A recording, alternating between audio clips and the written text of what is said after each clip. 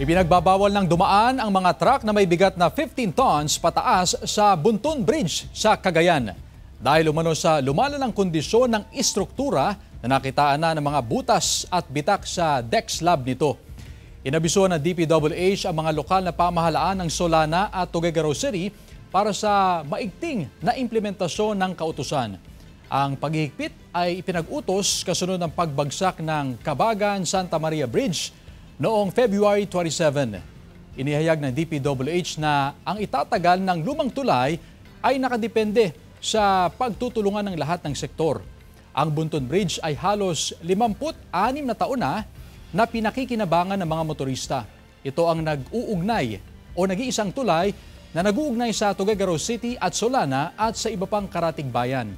Sa ngayon, kasalukuyan ang konstruksyon ng alternatibong tulay na maaring daanan ng mga biyahero at motorista.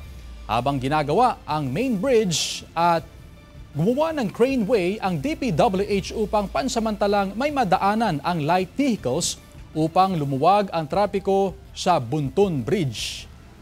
Failure of plan. Kung ginaya na lang nila yung Buntun Bridge natin, sa tagal-tagal lang ginamit hanggang ngayon buhay pa. Di sana nasayang yung pera ng taong bayan.